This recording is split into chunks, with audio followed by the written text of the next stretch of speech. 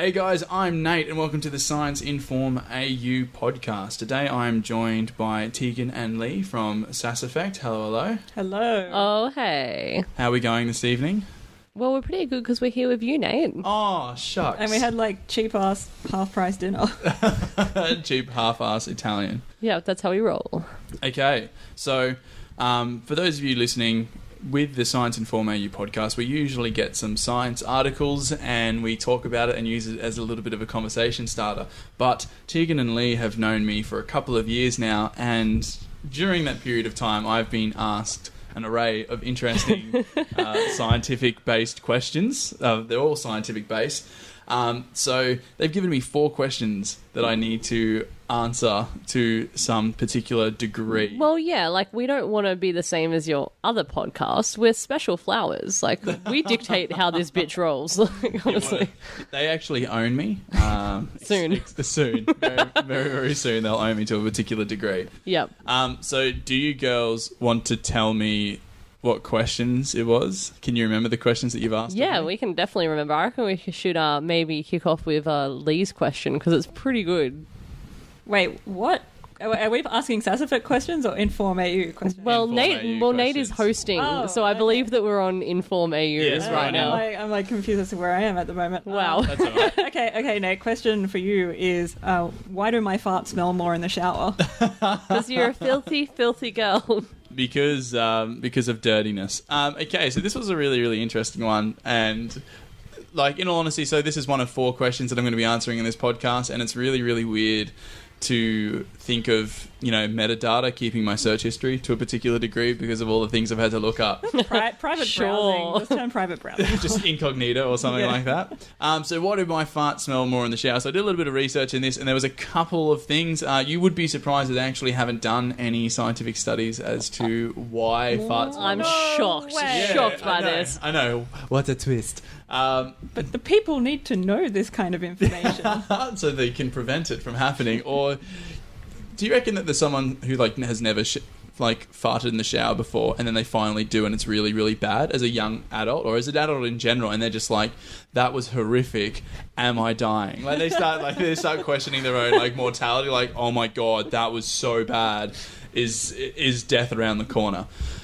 So my research has shown me a couple of reasons as to why they potentially think. So you need to take this with a healthy dose of skepticism. Okay. Because they haven't tested any of this. First, did this come from alternativefacts.org? Yes. Great. Alternativefacts.org. You can donate and it goes straight to Trump. So first one, really, really plain and simple. There's no filtration through your clothing. So some of the times when you fart, depending on how dank that fart be, pretty dank from my experience, yeah. Pretty dank farts. Your clothing filters out some of the odours and prevents it from mixing with the air, which then makes its way to your nostrils. Here's a question then. Will it... I don't feel like any of my clothes have done that successfully when I've had a big stinker. That's true. It overpowers it. It just pushes it through the fabric. Get out. Fuck you, fibre. Yeah. Well, I was going to ask that actually. Do the fibres, or do you think the fibres would retain some of the fart smell then?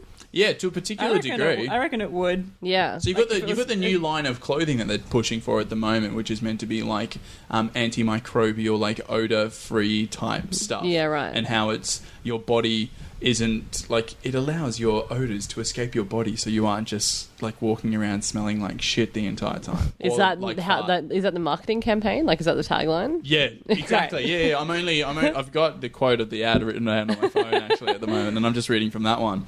Another potential explanation is depending on your shower. The confined space results in the smell being enclosed, so there's no overly violent wind current that is going to be taking it away from your body before it reaches your nostrils. So it could be confined in there. And it's cop that. Yeah, cop that.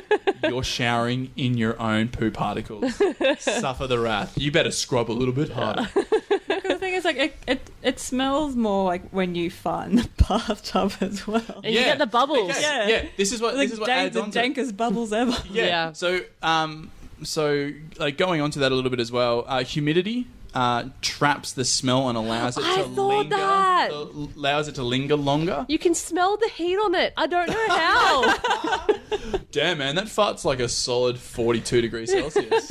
But yeah, same thing with like the bath water. If you fart in the bath, Yeah. it's trapped in that bubble, and then like, Oh, I God. hope that sound effect was picked up. It's like, Yeah.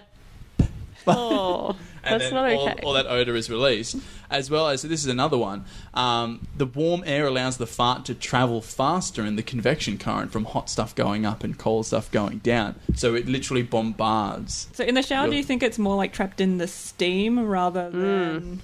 Yeah, it would just be trapped in the water vapor that's in the air. Oh my God, it's a convention oven of farts. Yeah. A wet convention oven of farts. It's like a fart hothouse. So those are some of the reasons as to why we think farts smell bad in the shower. How do you feel about the answer to that so far? Did you feel like you knew some of it already, or?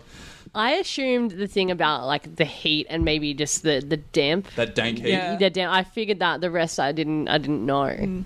Well, I didn't know any of it, but I assumed it had something to do with just that atmosphere.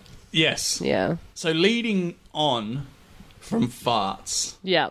Great. Natural conversation. succession. Natural succession to farts. The next question was from you, Tegan. Yeah. I don't actually remember the origin of this question. Oh, just life. Mostly living with Just life. Well, this probably actually comes from when Lee and I still lived together. We had a great time describing our poops to each other. We'd also Snapchat, like not the poops, but like if we were doing a good one, or if we were not even in the house, somebody else's house at work. Snapchat our reaction. Our reaction faces. solid.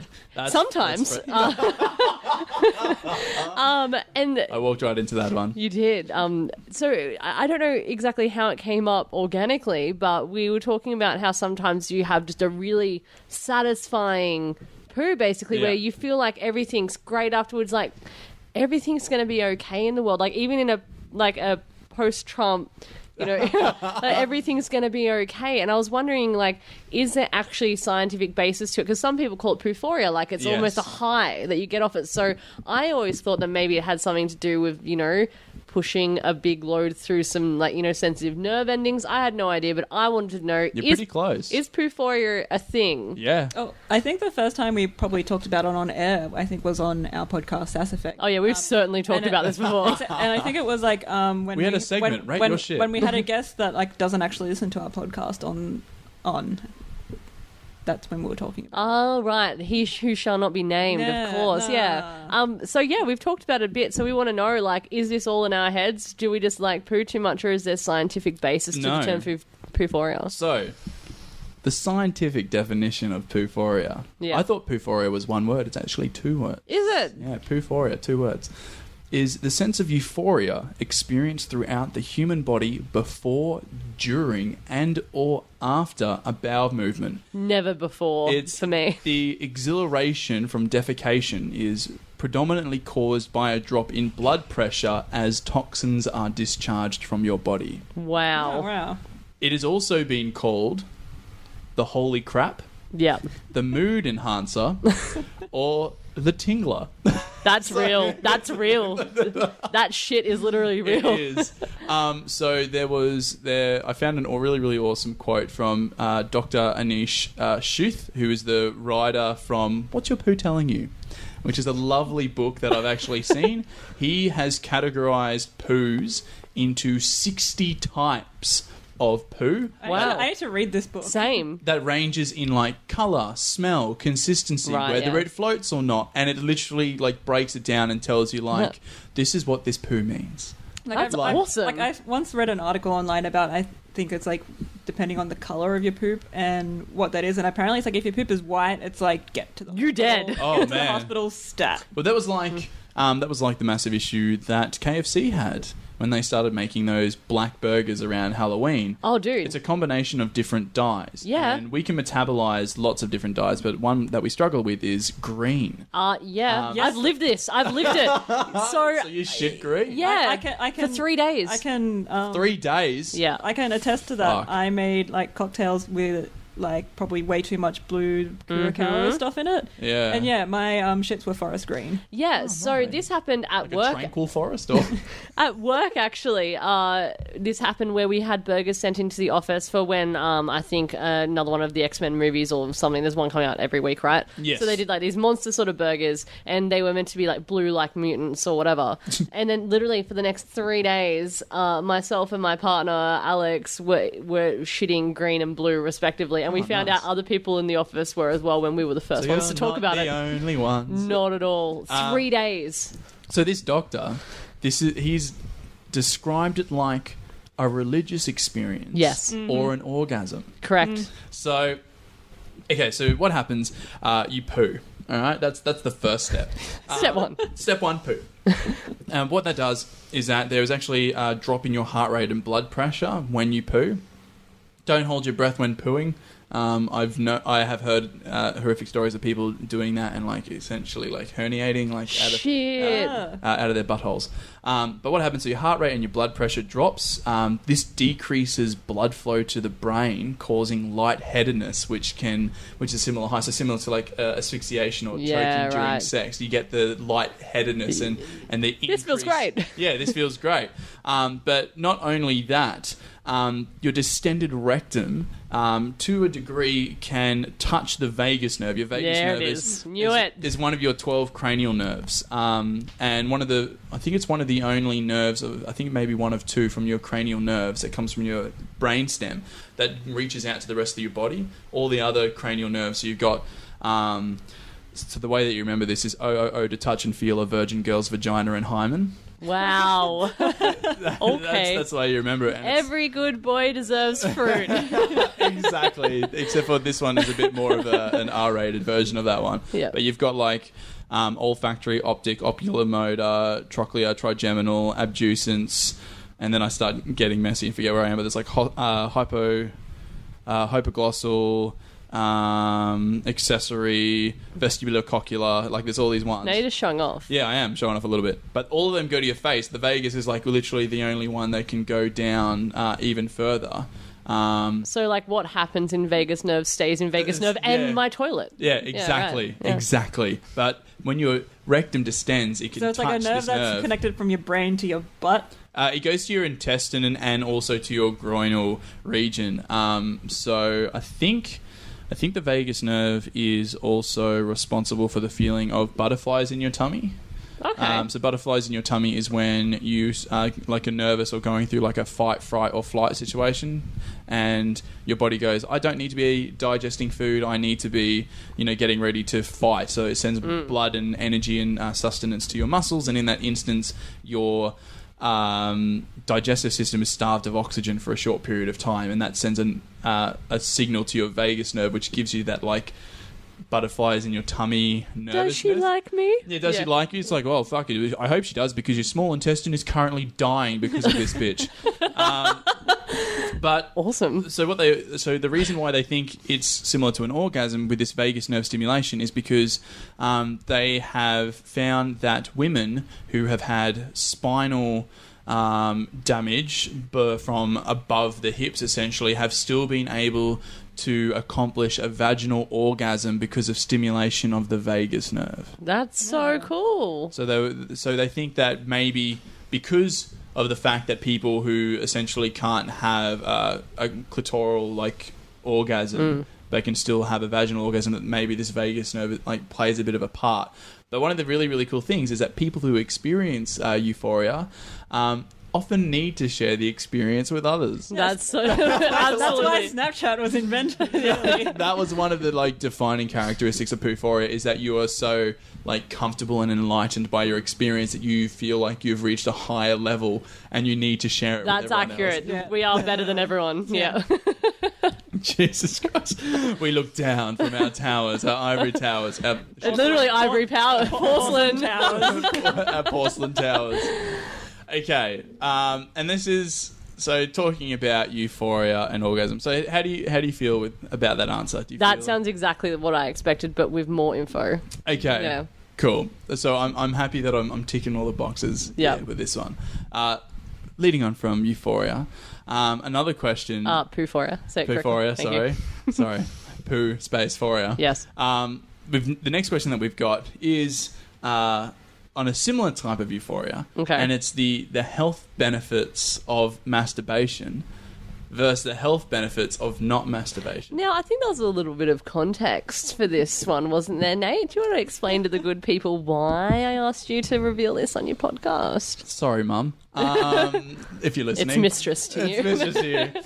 So I have done recently, I have finished the stint because I did further. You finished? I finished. You finished? 7 days, was it? 10 days. 10 You days. finally 10 finished. days, yeah. So I went for a period of time for personal choices to see how long I can go without masturbating. And I went for 10 days, which I felt was a valiant effort. And then I went online and there's this one fuckhead who's done it for 10 years.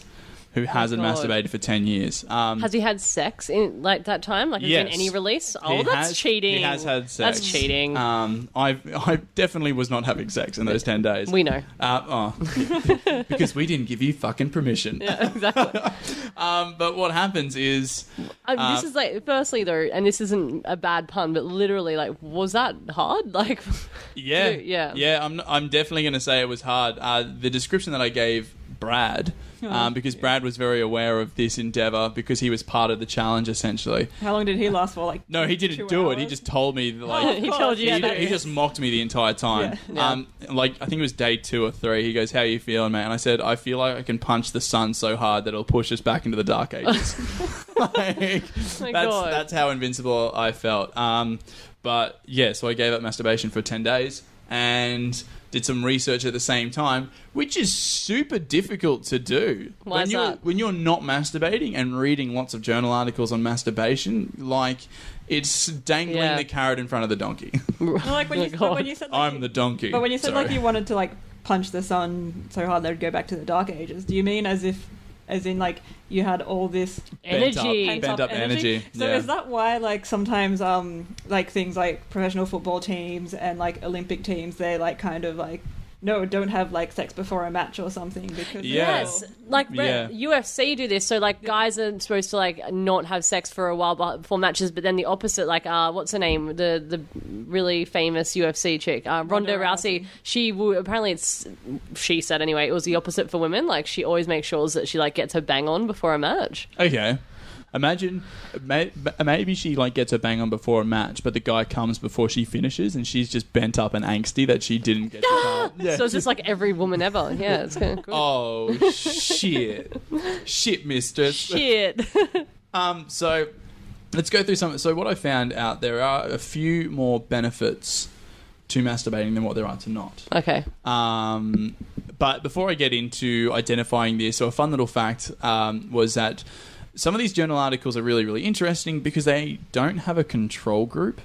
So what I was finding... Why is that, Nate? Because they couldn't find people who hadn't masturbated. What about the guy for 10 years? Just that one guy. That one you dude. need a bit more in a control group. Because he was still having sex and he masturbated beforehand, so he knew of the experience. And they did a study in Britain a couple of years ago, and they found out that the age in which most youth start looking up pornography is 10. Yeah, okay. So it's kind of hard to have a study on sex and pornography with a controlled group under the age of 10. Yeah, a little bit. That's a little bit fucked up. Yeah.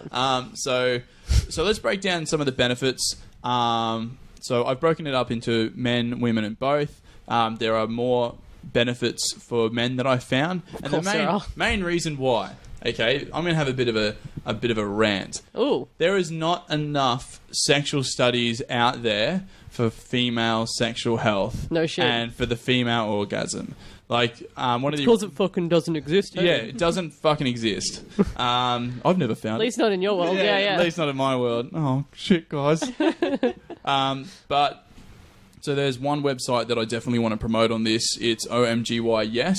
It's a female health website that was designed by women for women, essentially. It was a massive scientific study that was done with 2,000 women aging from 18 years to 65 years of age. And they basically talked to them on how they pleasure themselves, and they were able to categorize it into 6 different techniques. Cool. Now, on this website, it actually discloses how to perform these different techniques. It also provides you with advice on first-time people exploring their body, as well as, if you pay for the membership, some of the people from the trial display the 6 different techniques in how to self-pleasure, and there is a phone app that you can download to practice specific techniques on your phone. That's the best. That's so good. It's a website that promotes every aspect of women's sexual health. OMGY Yes, I highly recommend checking it out. So let's get into some of the health benefits of masturbation. First one. It can prevent cervical infections and UTIs. The main reason why it does this is because during masturbation, your cervix tense the shape, not intense as in these sound effects and more, and self-lubricates itself and essentially flushes out any bad bacteria. Oh, is that the same with why they say that women should pee after sex? Yes, exactly. It's definitely. I've been with partners who definitely used to pee immediately after sex for fear of UTIs. When I haven't, I've gotten just ridiculous UTIs. Pretty much. It's it's always the time where you're just it's I'll be fine, and then it's not. A day later, you're just You always second guess yourself. So yeah, definitely peeing after sex is highly recommendable. Yeah. And yeah. Lee's face then was amazing. Don't do it. You can do it during, whatever floats you go. Whatever you're into, you do you. Yeah. But there was also I found some forums of women who were saying if you feel a UTI coming on, that's the best time to masturbate. Really? Because the self-lubrication and the swelling of the area can essentially result or promote it being discharged from your body. That's way better than cranberry juice. Oh well, I just mainline Ural and just pray to the gods. Okay. Another one. This one was really, really cool. It eases menstrual cramps. Yeah, that's true. Yeah. So I found a lot of... Yeah. Yo, what's up? I found a lot of people online. So there were a couple of journal articles on there. So leading on to this a little bit for both men and women, it actually you feel less pain. I thought you meant the menstrual cramps. I'm that's interesting for men. Okay. No, in the sense of menstrual cramps being painful. It makes you feel better, baby. Yeah. I got this. Can you imagine a guy just standing on the foot of a bed, wanking off while this chick's in bed with heat packs and ice cream? Do you feel better? Does this do something for you? Jesus Christ. But yeah, it eases menstrual cramps because it releases endorphins, which actually decreases pain. Yeah. So things like dopamine, serotonin, oxytocin, a few other things that make you feel good. Now for men, this is where I start paying attention. So I only thought it was my 20%, but it actually decreases your chances of prostate cancer by 1/3. Yeah, definitely. That's awesome. And this is, you have to be doing it 5 to 7 times a day. week. A day. Oh my God. If you do it 5 to 7 times a day, you're a champion. You're just a shriveled, mummy corpse. You're not going to have a dick. You're going to, it's just going to be worn down to nothing. It prevents... You need some electrolytes. Hook it up to my veins. He's just there with an IV, just having to, a wank. Stay hydrated all day. Jesus Christ, that's a horrific. Just in perspective, it's I have to. Can you hook the IV up to my non-dominant hand so I don't get it caught up when I'm having a wank?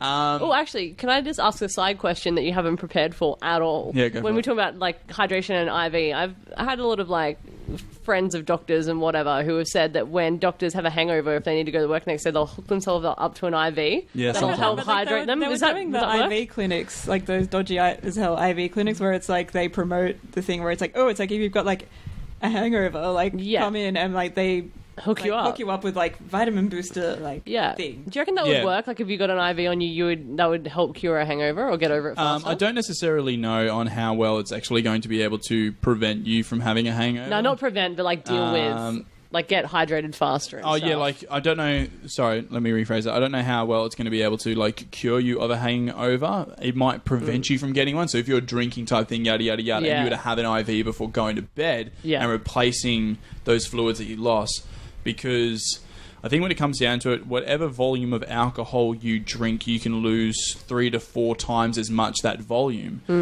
So it's better if you don't want to get a hangover. It's better to have shots. Oh yeah. Because like you only lose like 3 to 4 times the amount of volume that you drink, whereas if you drink like beer and cider and stuff like that, you're going to piss like a waterfall. Yeah. In that sense, so the vitamin thing. So IVs most of the time, if you're dehydrated, it's just saline solution. Yeah. So it's essentially the same. It's fluid that's essentially extracellular fluid, so fluid that just goes around your cells. But for people who like suffer malnourishment and stuff, they give them something. Essentially, it's called a banana bag, which is just full of like nutrients. It's essentially like your body's going, well, it's all in liquid form. It doesn't have to digest it or process it. It's all straight there immediately for Sounds like a good diet. I reckon. I know. I'm just like, Good. that sounds convenient. I'm like, banana bag, hey. do Soylent. Like Our office has done Soylent before. Yeah? Yeah. Was it with the new generation of flavoured ones? Yeah. Cacao and nectar? Actually, it might not have been. There's it might have been the 3 plain now. one. Yeah, Because so they've got them in like refrigerable like bottles now, and it's like this was like the cacao. powdered shit. Oh yeah. When you mix it, apparently it's not too bad. Apparently it's okay. Apparently it's really bad for those who are coffee addicts and shit. Nothing can be as bad as like mixing spirulina into anything. That's true. It's like your drinks just taste like a dirty fish tank that hasn't been cleaned out in like 2 months. That's true. We got off topic. Sorry, Nate. Yeah, that's all right.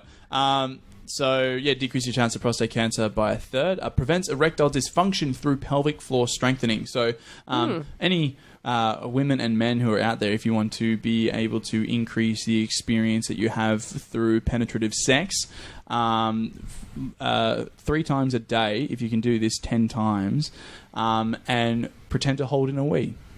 That's kind of interesting. That's kind of interesting because like the pelvic floor exercise, like they're always spoken about as like a female thing. It's like it's like you improve your Kegels, blah blah blah blah blah. And, yeah, exactly. But like it's never really talked about with men. Yeah, so like, men, if I'm looking over at Hayden now, sitting over in the corner, Hayden, can you pretend to hold in a wee? Just for you don't necessarily need the facial, but if you do that 10 times 3 a day, you'll have a better erection. Yeah, he seems interested. He's into it. But yeah, any men and women can do it. If you just like clench and hold on to it, it strengthens your pelvic floor. For men, it will give you a bigger, longer lasting erection, and for women, it will essentially tighten the area of your body. So if that's an issue, I don't know. But it definitely allows you to have a better... so with men, it helps you last longer over time. I think that comes down to kind of like if you think about like if you drink coffee like every day, like 2 or 3 times a day, you slowly become desensitized to it. And then if you don't have coffee for a while and you have it, your body's like, oh my God, this is what this is. Yeah. I am a time traveler. Same thing happens with masturbation. So when you masturbate, your body gets used to the sensation, so you can actually last longer in bed. Pro tip, masturbate 1 hour before sex and you'll last longer. Yeah, but like how long? Like sometimes, like I just want to like Man, if you're go doubling, to bed. if you're like, I just want to go sleep. Like you don't want to be over in like 20 seconds, but sometimes it's just like I just want to watch 30 Rock or something. Yeah, exactly. Just get into doggy position and turn the TV on. That's actually convenient. That's not too bad. Do we have some anecdotal evidence of like how it feels after 10 days? Well, I'll tell you. I'll get through all the benefits, and then I'll tell you the health benefits of not masturbating. Okay. And then I'll explain it in that.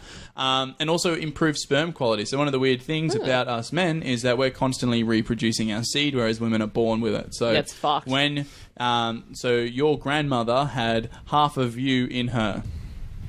Because when your grandmother had your mother inside of her, your mother had the eggs that were responsible for making you. Oh my God. So your grandmother had you inside of her. Oh my God, the more you know. Again? No. Again. Welcome to Inform. For both parties, It can prevent insomnia and release tension and stress, which is good for your microbe population. So it's good for the microbes that you have on your skin and in your gut because it decreases stress. And am I right to all the guys listening out there? You have no issue going to sleep after masturbating or after sex. Yep. Babe, that was the Lived best. it. You're so beautiful. Yeah. So yeah, it can actually prevent insomnia, improves mood and body image, and can prevent depression. The main reason for this body image and mood is because you are exploring your body and you are experiencing like happy hormones and pleasure with self. Yeah, right. Instead of a good positive sensation from someone else. Pedro down the street or whatever. Yeah, right. From Pedro. So yeah, it helps you with your body image because you are experiencing a good time with yourself. I like that. I really, really enjoyed that Until one. 3 hours later, you look in the mirror and you're like, ugh. I hate myself. I gotta masturbate again. No one else wants this. Yeah, right. But me. It can strengthen relationships with yourself and partners. They found that partners who not only had sex but also had dual masturbation experiences had stronger relationships and more sexual satisfaction. Because, like, if you lay down next to each other and you both masturbate, or you're sitting across from each other and masturbating, each person is, like, kind of gets off on the idea that that person's getting off on the side of them. Yeah. But also allows them to watch the particular technique that they have to identify what it is that they like so that the partner can then replicate that when they have sex in the bedroom. That's awesome. Yeah, I like that. Yeah. So strengthening bonds. You won't get as many food cravings. So what's really, really cool is that you have an area of your brain, it's called the amygdala, and it has, in that area, is responsible for like a reward mechanism. So I did this, it felt good, I'm going to do it again. Yeah, right. This area of the brain lights up with sexual pleasure, drug addiction, great, and food cravings.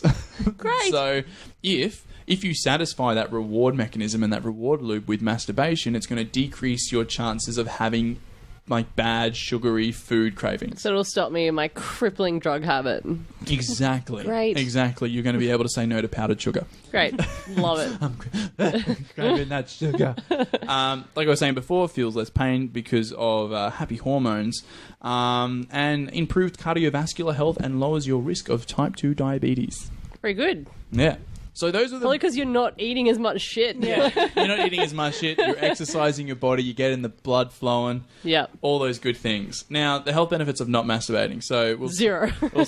There's almost just as many. Oh. But these ones are very interesting ones. There's not a lot of research about these. Where even though there's very little research into the sense of masturbation and even particularly female orgasms, there's even less research into benefits of not masturbating in general. Everybody is. Because everyone is doing it and no one is not saying that they are.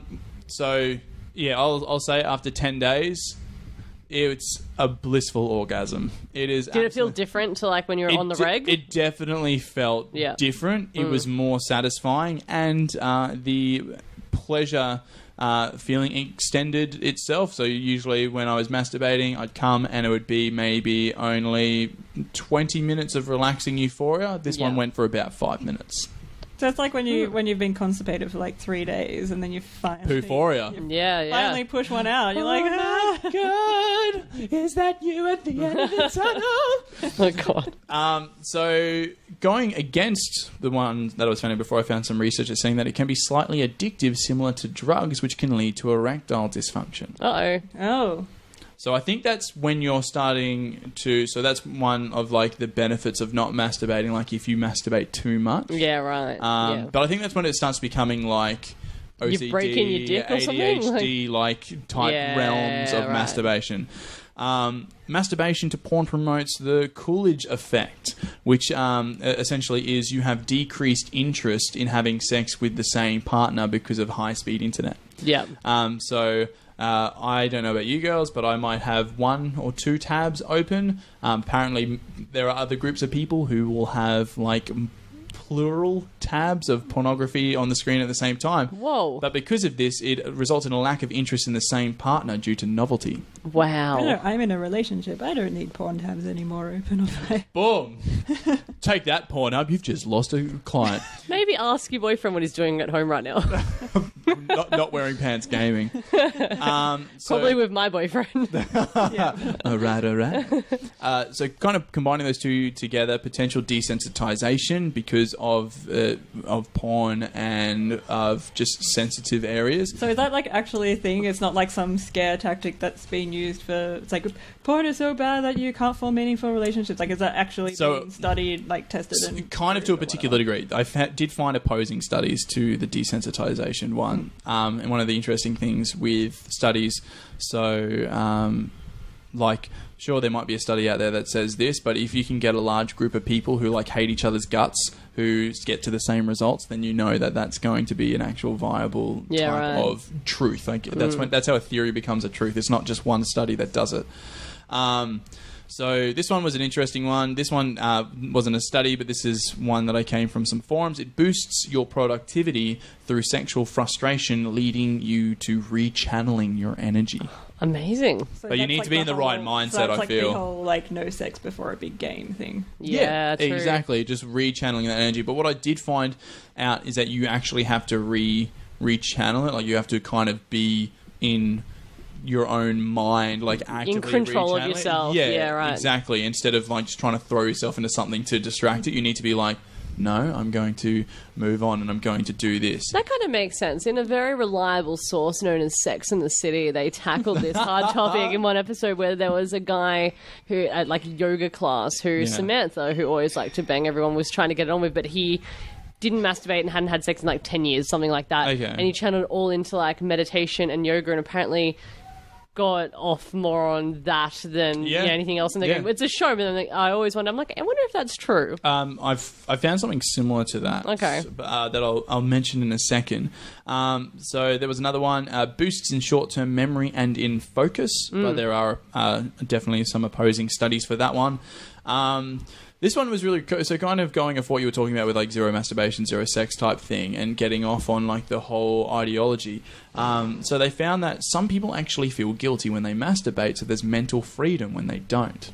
Are they all Catholic? But I didn't have a look at their religious aspects of who they were. But yeah, they found that some people, even though they might enjoy it, they see it. Yeah, they could see it as a sin or a guilty pleasure and find it more like enlightening to not do that. Yeah, but in the wise words of Monty Python, every sperm is sacred. Every sperm is great. Every sperm gets wasted. God gets quite irate. Not in Trump's America though. Like it's fine to do that. It's the women who are in charge of like making sure that nothing gets wasted, because that's millions of lives. It's true. Leading on from that a little bit, people who do not masturbate experience a superiority complex from conquering an urge that everyone else I can absolutely believe that. So I am not immortal. Yeah. Oh my god. So it I guess it produces dickbaggery is I think the scientific term. Yeah. Right. Yeah. Exactly. Yeah. Another one: sexual clarity through the establishing a difference between fantasy and reality. Okay. Yeah. So if you're not masturbating to pornography, but if you're getting like sex, or if you're just using like previous experiences, I know I've been able to do it before, masturbation just off thought alone, and previous experiences that I found arousing, that allows you to establish like this one is really, really important for young adults who are literally looking at porn and going, this is how I get laid. I have to be a dick. I have to be like forceful without communication. Like I can just take what I want and not necessarily worry about anything else in return. Yeah, right. Slap a bitch in the face with my dick. Yeah. We love that. Exactly. Same as. And this one, so another one, makes actual sex better and more rewarding. I can believe that. Like, if you're not just, like, cutting sick all the time That's on yourself. why Christmas presents are great, because you only get them at Christmas and not all the time. Exactly. I'm so sorry that I came up with that one on the spot. But this one was interesting. It increased the interest in establishment of relationships with people, sexually driven or not. Okay, yeah, I can believe that. So if you're not masturbating and getting, like, pleasure from self, you want to go out and interact with people more. And get some. Get some. Yeah. So, going from that, sometimes if you're not masturbating and you have sex, you fall pregnant. And this leads us on to the very last question of today's Science Inform AU podcast, which stems from one of your previous podcasts where you wore a face mask that had in the ingredients placenta extract. Yeah, this is what I get in South Korea, apparently. These are the presents I bring back for people. So this kind of came from, a few things really, like our editor over at Lifehacker, Chris Yeager, when his last kid, I think, was born, him and his partner kept the placenta and made into pizza, as it were. And I also see like a lot of like yummy mummy blogs and stuff like that talk about how, and I think some Kardashians might have done it as well, where kept the placenta and cooked it into lasagna or whatever, saying it has amazing health benefits or whatever. So why do I imagine that, like, because when you say like a placenta, it's like this big, dark red, gross thing, and I can't help but think that it will taste like period. Oh, absolutely. That's what I've assumed. Like, just like the dank smell of period, just in a food form. I don't want my lasagna not even fresh period like that, like, you know, that old period, like that. It's like it's been sitting in my pad for like 4 hours. Yeah, totally. that smell. And so I've always wondered, are people, because I literally don't know anything about it, so I'm like, are they getting confused with stem cells? Are they like, you know, is there a benefit to it? Why did people start doing this? Okay, so what I found out, it's not cannibalism. It isn't. We were wondering that. Yeah, so it came from my buddy. I grew that shit. Yeah, so apparently they don't count it as cannibalism, and you just need to check with the hospital's terms and conditions, essentially, to see if that is something that you can viably do. The reason why they reckon that that animals do it, so we'll go into why animals do it. I didn't know animals did it. All right. Yeah, so there are lots of animals that actually eat the placenta immediately after birth. So the placenta is essentially the area, a large area of the lining of the uterus that is thickened with blood vessels, and it's where the umbilical cord stems from, where the child gets a lot of his nutrients and blood and stuff like that.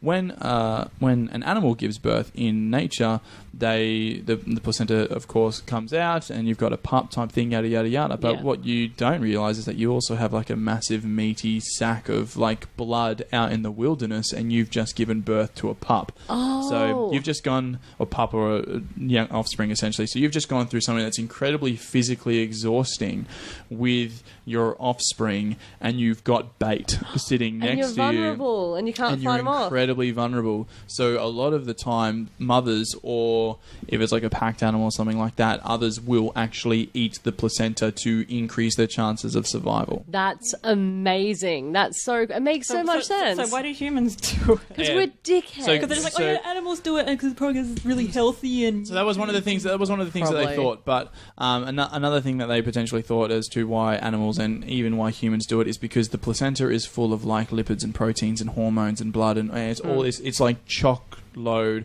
of nutrients. It's a massive vitamin pill, essentially, to a particular degree. And they think that also during birth, when the animal gives birth to it, they just think like, look at that. That's all this nutrient sitting there that I don't have to go hunt and gather for again. And I can, instead of just like wasting that out of my body, I can replenish my body with that. Yeah. And people of particular religious or social beliefs think that eating placenta is going to be doing the same thing. Social beliefs as in like... I read Cosmo this month. I read Cosmo, mama blogging. Yeah, exactly. So there were so many blogs that came from all this. I'm going to read through some of the benefits. I wasn't joking. Yeah, there's few.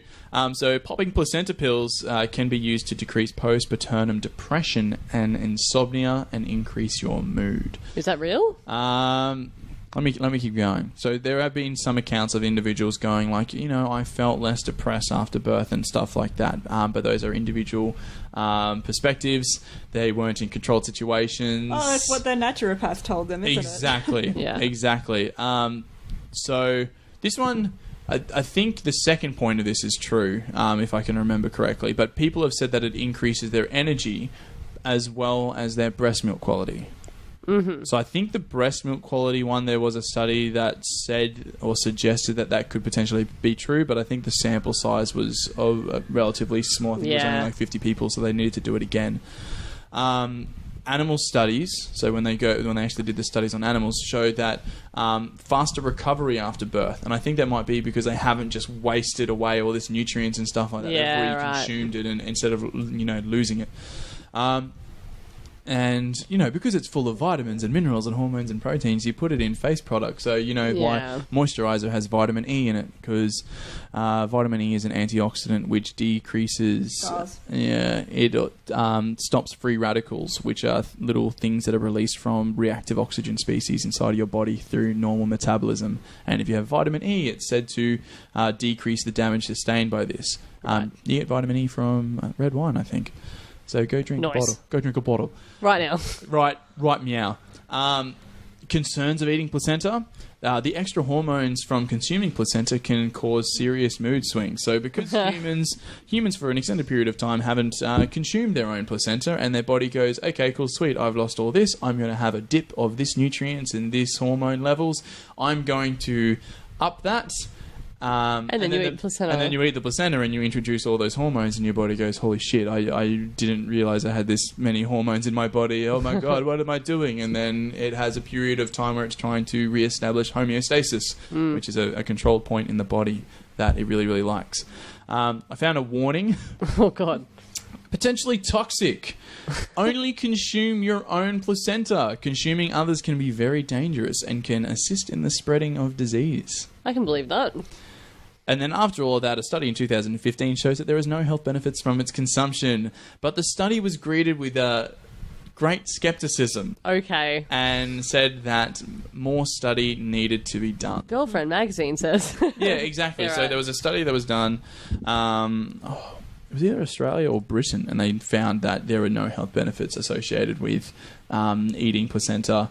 But a lot of people are like, oh, no, that's a really cool science article, but we need to study it more before we believe you, which is fine. Having skepticism and not entirely believing one study is perfectly fine, and it definitely promotes more study into women's health and sexualized life and stuff like that. But yeah, they found there was a study that proved that there wasn't anything. Yep.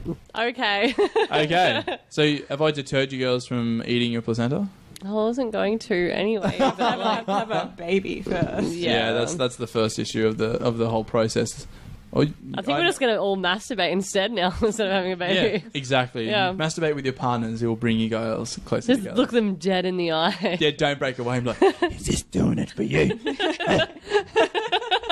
I reckon that is an excellent note to finish our Science Inform AU podcast on. Yay. Do you guys feel like your answers have been adequately answered? Yes. Your podcast was very adequate. Yay, I'm Norm. I am the standard. No, it was great. Lots of fun, and I think that we've been very informed. Yes. Oh, well done. Thank you. Thank you for the cheeky little plug at the very end. Do you girls, before we go, do you want to do a cheeky little plug on where we can find some of your stuff? Go, Lee. You can find us at Sass Effect on Twitter and Facebook and on the web. Yep, and if you want to follow Lee, what's your personal Twitter?